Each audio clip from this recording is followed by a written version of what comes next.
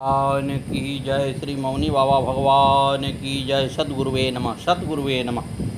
तेहि सब अपनी कथा सुनाई, मैं बजा बजहाँ रघुराई। वह सुंदरी हनुमान जी से कहने लगी, है हनुमान जी, मैं यहाँ बहुत समय से रहकर भगवान की उपासना कर रही हूँ।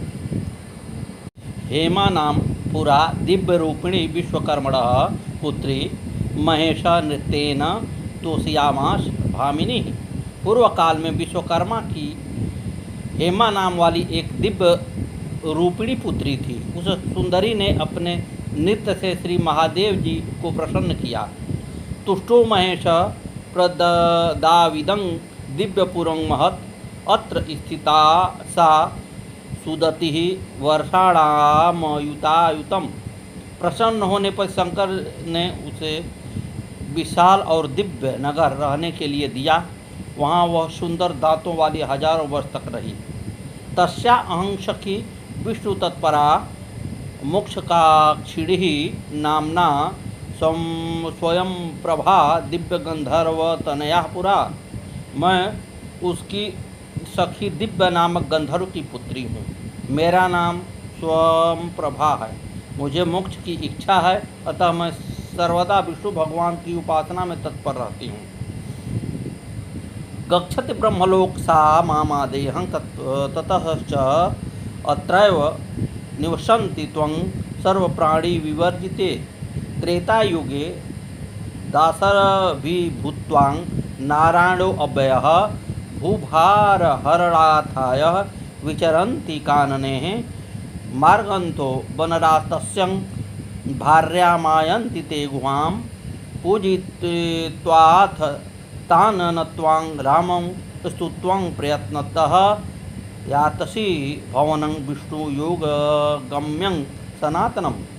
पूर्व काल में जब वह ब्रह्मलोक को जाने लगी, तब उसने मुझसे कहा कि तुम सब प्रकार से प्राणियों से रहित इस स्थान में ही रहकर तपस्या कर। त्रेता युग में साक्षात अव्यय नारायण राजा दशरथ के यहाँ जन्म लेकर पृथ्वी का भार उतारने के लिए वन में विचरेंगे। उनकी भार्या को ढूंढते हुए कुछ बानर तेरी गुफा में आएंगे।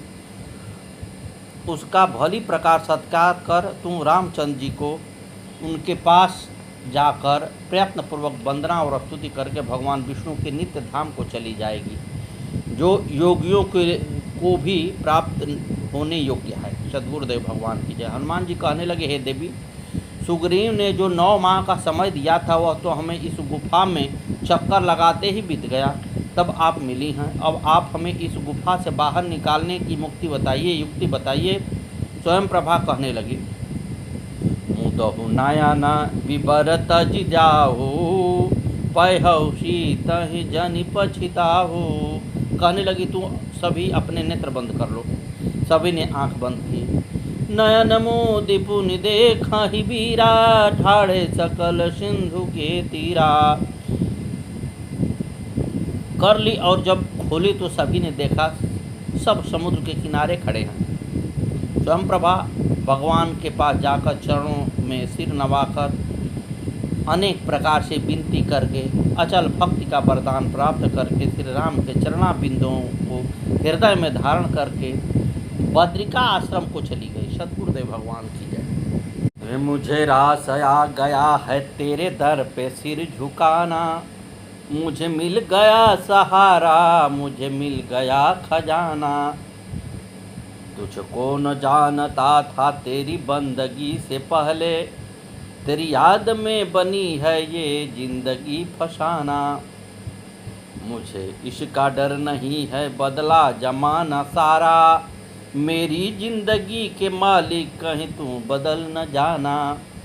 तेरी सांवली सी सूरत मेरे मन में बस गई है, ओ सांवरे सलोने अब और ना सताना।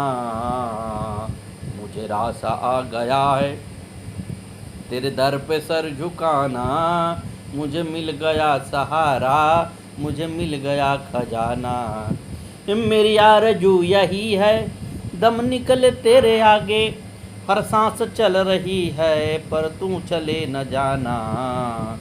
मुझे रास आ गई है तेरे दर पे सिर झुकाना, मुझे मिल गया सहारा, मुझे मिल गया खजाना। सद्गुरुदेव भगवान की जय। समुद्र के तट पर सभी विचार करने लगे कि 1 माह की अवधि समाप्त हो गई, लेकिन सीता जी का कोई समाचार नहीं मिला है। अब क्या करें? अंगद कहने लगा, हमारी दोनों प्रकार से मृत्यु समझो। यहाँ तो सीता का समाचार नहीं मिला, वहाँ जाकर सुग्रीव मार देंगे। अंगद रोते हुए कहने लगा, वे तो मुझे पिता के वध के होने पर ही मार देते। श्री राम ने ही मेरी रक्षा की है, उनका कोई एहसान नहीं है। सभी अंगद की वाणी सुनकर कहने लगे, हे युवराज, हम सीता की खबर लेकर ही जाएंगे। ऐसे कहकर सभी वानर कुशा बिछाकर समुद्र तट पर बैठ गए। जामवंत जी ने अंगद को दुखी देखकर अनेकों कथाएं कहकर धैर्य बधाया और कहा, हे तात, तुम श्री राम को मनुष्य मत जानो, उन्हें निर्गुण ब्रह्म, अजीय और अजन्मा समझो। वह अपनी इच्छा से ही देवों, ब्राह्मणों, पृथ्वी, गौ के हितार्थ धराधाम पर लीला कर रहे हैं। सद्गुरुदेव भगवान आए नमो नमः। सुग्रीव के भय से सभी कहने लगे, हे युवराज, हम सीता जी की सुधि लिए बिना वापस नहीं जाएंगे। सभी समुद्र के किनारे अनशन पर बैठ गए। इस वानर दल की वार्ता को सुनकर संपाति पर्वत की कंदरा से बाहर आकर वानरों को देख प्रसन्न होकर कहने लगा, आज प्रभु ने मुझे घर बैठे ही भोजन भेज दिया है। मुझे भोजन किए बिना बहुत दिन बीत गए हैं। आज मैं इन सबको खाकर भूख मिटाऊंगा।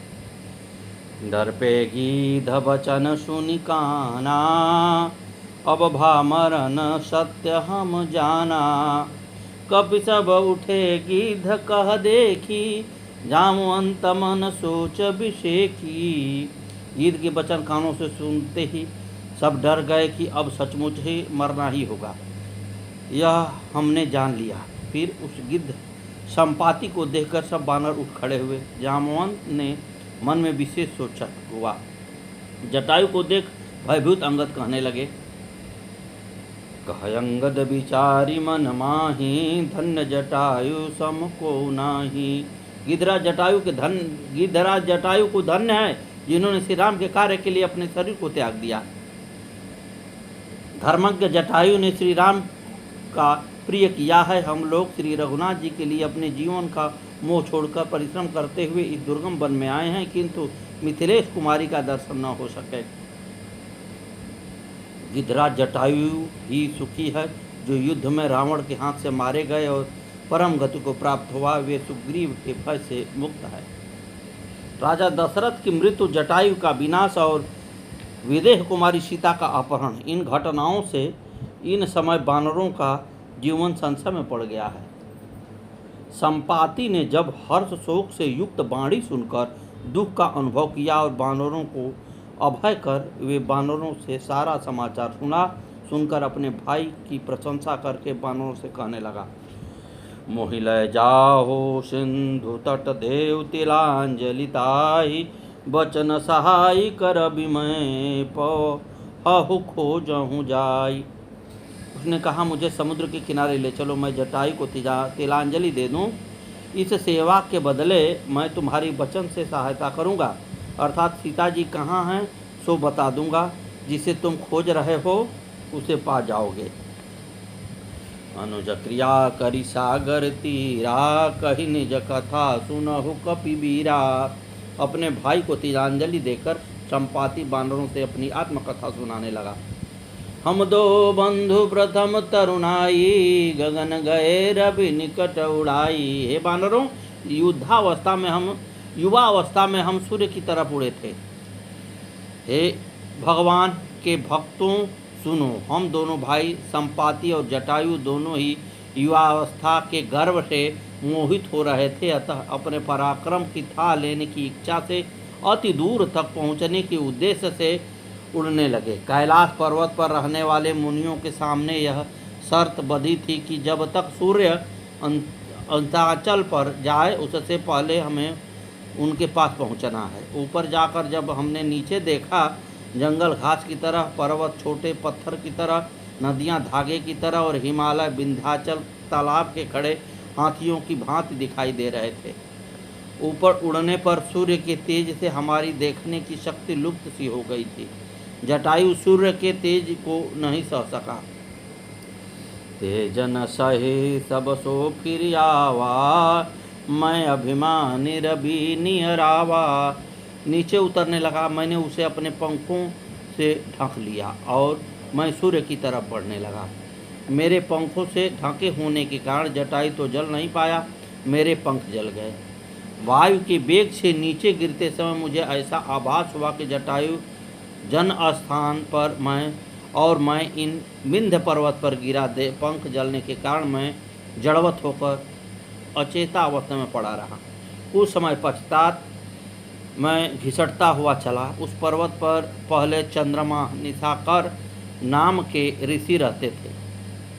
उन्होंने मेरी दशा देखकर सब बातें जान कर के मुझसे कहा था, हे संपाति, मैंने शास्त्रों में देखा सुना है कि तू राजा दशरथो नामक चिंदीक्ष्वाकुवर्धन तस्य पुत्रो महातेजा रामो नाम भविष्यति। सत्य वचन की प्रतिष्ठा के लिए लक्ष्मण और सीता के साथ वन में आएंगे। उसी वन में उनकी प्रिया का रावण हरण कर ले जाएगा। उसकी खोज में श्री राम के दूत वन में आकर तुमसे मिलेंगे। उस समय तुम उनकी सीता से मिलने की पता बता देना। उसी समय जमी हैं पंख करसी जनि चिंता, तेरे शरीर में पंख उग जाएंगे। अतः संपाति उस समय तक तुम यहीं रहकर समय की प्रतीक्षा करो। ऐसा कहकर वह ऋषि मुझे यहाँ इस अवस्था में छोड़कर चले गए थे। मुनि कई गिरा सत्य भैयाजू, सुनि मम बचन करो प्रभु काजू। हे बानरों, आज चंद्रमा नाम के कथानुसार मेरे पंख उग आए हैं। मैं अब उड़ नहीं सकता हूँ। हमारी दृष्टि दूर दृष्टि है। मैं त्रिकूट पर्वत पर बसी लंका को देख रहा हूँ। वहाँ अशोक वाटिका में शोक में बैठी सीता को भी देख रहा हूँ। सद्गुरुदेव भगवान की जय। मैं देखाऊँ तुम नाही गिद्धै दृष्टि अपार, बूढ़ भयऊ न करत्यूँ कछुक सहाय तुम्हार। हम गिद्धों की दृष्टि दूर दृष्टि होती है। मैं सब कुछ यहीं से देख रहा हूँ। मैं बूढ़ा हो गया हूँ, वरना तुम्हारी और अधिक सहायता करता। सीता जी स्वस्थ हैं, जीवित हैं। रावण की अशोक वाटिका में अशोक वृक्ष के नीचे बैठी हैं। उनके पास अनेक राक्षसियाँ खड़ी हैं। हे बलबीरों, हो गया वृद्ध अन्यथा कार्य करता मैं। सीता माता के सुध लेने सागर के ऊपर उड़ता मैं। 100 योजन सिंधु लाकर जो बलबीर वहाँ पर जाएगा, वही सीता सुध लाएगा, वही सुयश कमाएगा। हे बानरों, तुम श्री राम के दूत हो, मुझे देखो। उन्हीं की कृपा से मेरे पंख उग गए हैं। अतः प्रसन्न होकर सागर पार जाने का उद्योग करो। होए सच्चा प्यार क्यों ना मिले कन्हैया, मिले तार से तार क्यों ना मिले कन्हैया। जोगी जागे भोगी शोवे, भक्त प्रभु की याद में रोवे। सद्गुरुदेव भगवान की जय। बानरों ने इस प्रकार व्याख्यान करके संपाति उड़कर आकाश मार्ग से चला गया। सभी के मन में आश्चर्य हुआ कि जो संपाति हमें बिना पंख के लोथ रूप में दिखा था, वही श्री राम के प्रताप से उड़कर चला गया है। अब सभी आपस में समुद्र के पार जाने की युक्ति पर विचार करने लगे। निज निज बल सबका भूभाषा, पार जाई कर संशय राखा। सभी ने अपना अपना बल बतलाया। कोई 50, कोई 20, कोई 40 योजन दूर तक ही जाने की बात कहने लगा। जामवान कहने लगे, जब भगवान ने बाली के यहाँ जो विशाल शरीर बढ़ाया था, उस समय मैंने उस शरीर को 2 घड़ी में ही दौड़कर 7 प्रदक्षिणा कर दी थी। अब मैं वृद्ध होने के कारण समुद्र पार जाने में असमर्थ हूँ। अब मैं 90 योजन दूर तक जा सकता हूँ। सद्गुरुदेव भगवान की जय। पहले युवा अवस्था में मेरे अंदर भी दूर तक छलांग मारने की कुछ शक्ति थी। यद्यपि अब मैं अवस्था को पार कर चुका हूँ, तभी भी जिस कार्य के लिए वानर राज सुग्रीव तथा भगवान श्री राम दृढ़ निश्चय कर चुके हैं, उसकी मेरे द्वारा उपेक्षा नहीं की जा सकती। इस समय मेरी जो गति है उसे आप लोग सुने। मैं एक छलांग में 90 योजन तक चला जाऊंगा, इसमें संशय नहीं है। ऐसा कहकर जामवान उन समस्त श्रेष्ठ वानरों से पुनः इस प्रकार बोले, पूर्व काल में मेरे अंदर इतनी ही दूर तक चलने की शक्ति नहीं थी। पहले राजा बलि के यज्ञ में सर्वव्यापी एवं सबके कारणभूत सनातन भगवान विष्णु जब 3 पग भूमि नापने के लिए अपने पैर बढ़ा रहे थे, उस समय मैंने उनके उस विराट स्वरूप को थोड़े ही समय में परिक्रमा कर ली थी। सद्गुरुदेव भगवान की जय। सभी वानर वीर अंगद से अपनी गमन शक्ति बताने लगे। गज ने कहा, मैं 10 योजन छलांग लगा सकता हूँ। गवाक्ष बोला, मैं 20 योजन तक चला जाऊँगा। समन ने कहा, मैं 30 योजन तक छलांग मार सकता हूँ। ऋखभ ने कहा, मैं 40 योजन तक चला जाऊँगा। गंधभादन ने 50 योजन दूर तक जाने की हिम्मत बताई। मैद ने 60 योजन तक जाने को साहस किया। द्विविद ने 70 योजन तक और कपिवर सुषेण ने 80 योजन तक जाने की सामर्थ्य बताई। इस प्रकार सभी अपनी अपनी शक्ति बताकर शोकाकुल होकर के चिंता करके बैठ गए। सभी मौन होकर बैठे। युवराज अंगद मौन का भंग करते हुए कहने लगे, मैं इस महासागर को 100 योजन की विशाल दूरी को लांघ लूँगा, किंतु उधर से लौटने में मेरी ऐसी ही शक्ति रहेगी या नहीं, यह निश्चय रूप से नहीं कहा जा सकता। सद्गुरुदेव भगवान की जय। तब बातचीत की कला में चतुर जामवान ने कपिश्रेष्ठ अंगद से कहा, वृक्षों और बानरों में श्रेष्ठ युवराज, तुम्हारी गमन शक्ति से हम लोग भली भांति परिचित हैं। सद्गुरुदेव भगवान नमो नमः।